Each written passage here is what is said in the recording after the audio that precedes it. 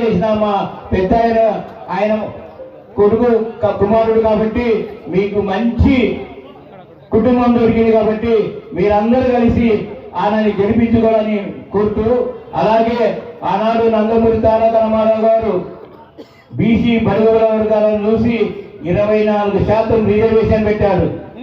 అది చూసిన చంద్రబాబు నాయుడు బీసీలు ఎదగాలని చెప్పి 34% రిజర్వేషన్. నేను ఒక చిన్న పొడుపు కథ చెప్తాను.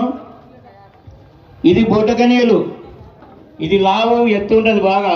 నేనే పెద్ద అంటుంది ఈ 5 ఏళ్ళ కన్నా, నేను పెద్ద అంటుంది ఈ ఏళ్ళు, నేను పెద్ద, ఇది సుబ్రవేలు కాబట్టి నేనే పెద్ద అంటుంది. మళ్ళీ ఇది పెద్దలు అన్ని రకాల పెద్ద, నేను పెద్ద అంటుంది. ఇది ఉంగరమేలు, నేను పెద్ద అంటుంది. ఇది చిటికనేలు, నేను ఉంగరమేలు అంటుంది. రకాలుగా ఇచ్చి నాయ బ్రాహ్మణులు కానీ వాళ్ళని కానీ ఆదుకునే వ్యక్తి నారా చంద్రబాబు నాయుడు, తెలుగుదేశం పార్టీ.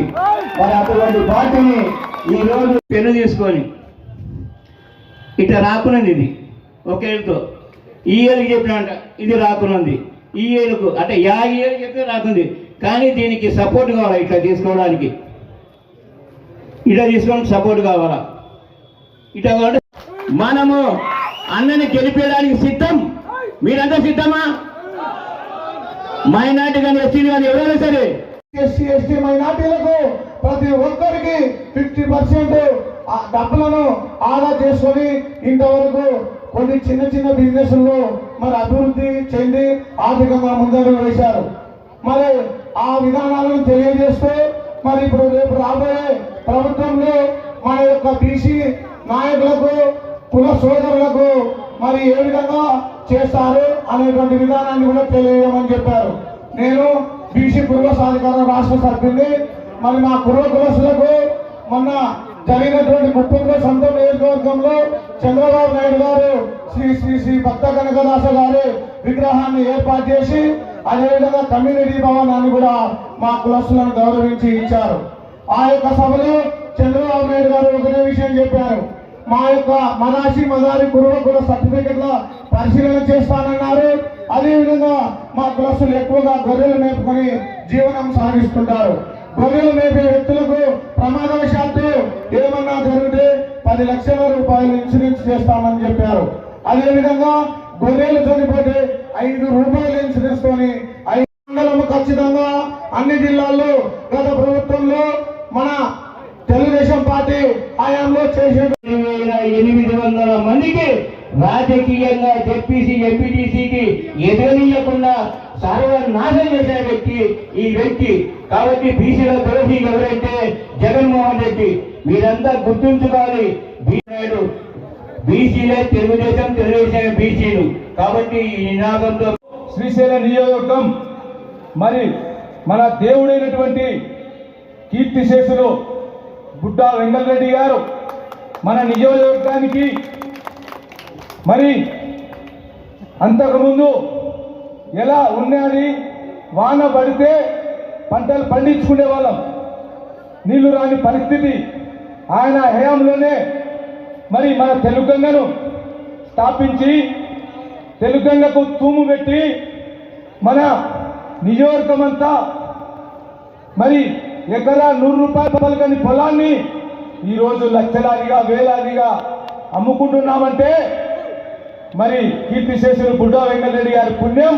కీర్తిశేషులు నందమూరి తారక రామారావు గారు తెలుగంగను ఆయనే స్థాపించి ఆయన ప్రారంభం చేసిన వ్యక్తి అన్న ఎన్టీఆర్ అని చెప్పి సభాముఖంగా తెలియజేస్తున్నాను.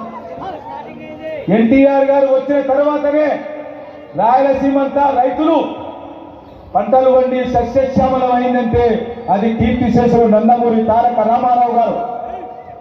మరి ఆయన మన కోసం, బీసీల కోసం, బడుగు బలహీన వర్గాల కోసం, ఎస్సీల కోసం, ఎస్టీల కోసం, మైనార్టీల కోసం మరి పార్టీని స్థాపించి ఎమ్మెల్యేలుగా, ఎంపీలుగా, మీరు సర్పంచులుగా, మండలాధ్యక్షులుగా అయినారంటే అది తెలుగుదేశం పుణ్యం. నందమూరి తారక రామారావు గారు రాజ్యాంగంలో రిజర్వేషన్ 24% కల్పించినాడు. కావాలంటే మరి మీరందరినీ మేము ఈరోజు సర్పంచులుగా, చైర్మన్లుగా, మరి అధికారులుగా చూస్తున్నామంటే రామారావు గారి పుణ్యం.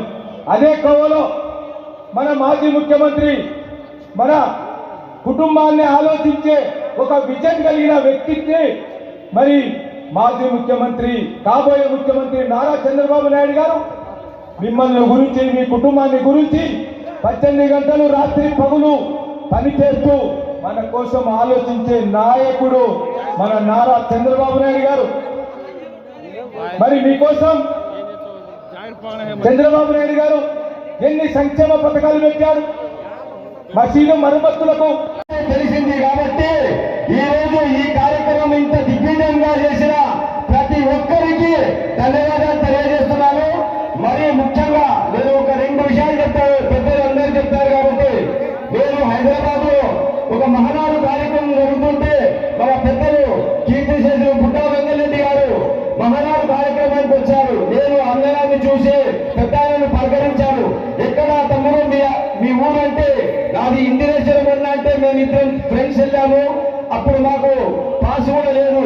అన్నగారు తెలిసి మా పెద్దవాళ్ళను గుర్తుపట్టి మా భుజాల మీద చేసుకొని మమ్మల్ని మహానాడు స్టేజ్ దాకా తీసుకెళ్ళాడంటే అది ఆప్యాయతకు మారు పేరు శ్రీ బుట్టా వెంకటరెడ్డి గారు. అన్నదాత అంటే ఈ చుట్టుపక్కల జిల్లాలలో అందరి కూడా ఏ కార్యక్రమం జరిగినా అన్నం తినంది పంపించేవాడు కాదు. అలాంటి కుటుంబం మన బుట్టా రాజశేఖర గారి కుటుంబం. కాబట్టి ఇప్పుడు నేను మళ్ళీ ఒక చిన్న అన్నగారి విషయం కూడా ఒక్కరు చెప్తాను. ఎందుకంటే సిద్ధాపురం చెరువు కండి పడితే అన్నగారు శివమాలలో ఉన్నాడు. అప్పుడు మేము టీవీలో చూశాను, నేను ఇక్కడ లేను. అయితే అర్ధరాత్రి ఏ నాయకుడైనా పోతారో చెప్పండి, మనం చూస్తే నాకు నిద్ర వస్తుంది పడుకుంటారు అంటారు. అలాంటి వ్యక్తి అర్ధరాత్రి పోయి అక్కడ ఉండి దాన్ని పూర్తి చేస్తే వైసీపీ నాయకుడు శిల్పా చక్రపాణి రెడ్డి గారు ఏదో ఒక అభారణం వేస్తారు. అలాంటి కార్యక్రమాలు చేస్తారు. మొన్ననే వైసీపీ జేఓబీసీ జరిగింది, ఆత్మకూరులో పరదాల చాటం జరిగింది జేఓబీసీ. అప్పుడే వాళ్ళ సత్తా ఏందో తెలిసిపోయింది. కాబట్టి బీసీ నాయకులారా మనమందరం ఆలోచన చేయాలి. అన్ని కులాలు కూడా కలిసి కట్టుగా ముందుకెళ్ళాలి. మనము ఒక తప్పు చేశాము లాస్ట్ టైం, ఒక్క ఛాన్స్ అంటే ఆ ఒక్క ఛాన్స్ వల్ల మనం మోసపోయి చాలా తప్పు చేశాం బీసీ నాయకులందరూ కూడా. కాబట్టి ఇప్పుడు మనకు అండగా ఉండేది శ్రీ బుట్టా రాజశేఖర గారే.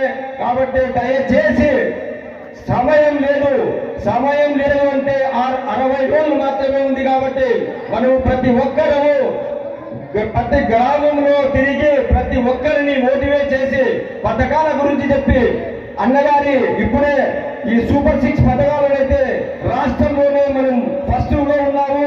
ఈ పథకాల గురించి చాలా బ్రహ్మాండంగా ఉన్నారు, కార్యకర్తలు కూడా పనిచేస్తున్నారని అన్నగారు కూడా కితాబిచ్చారు. ఇంకా కూడా మనకు ఇంకా అత్యధికంగా పోయి గ్రామాలలో పనిచేయాలని చేస్తున్నాం. కాబట్టి ఇలాంటి కార్యక్రమాలు మన తెలుగుదేశం పార్టీలో ఉన్నది. ఈ అవకాశం ఇచ్చిన పెద్దలందరికీ కూడా నా ధన్యవాదాలు తెలియజేసుకుంటూ ముగిస్తున్నాను.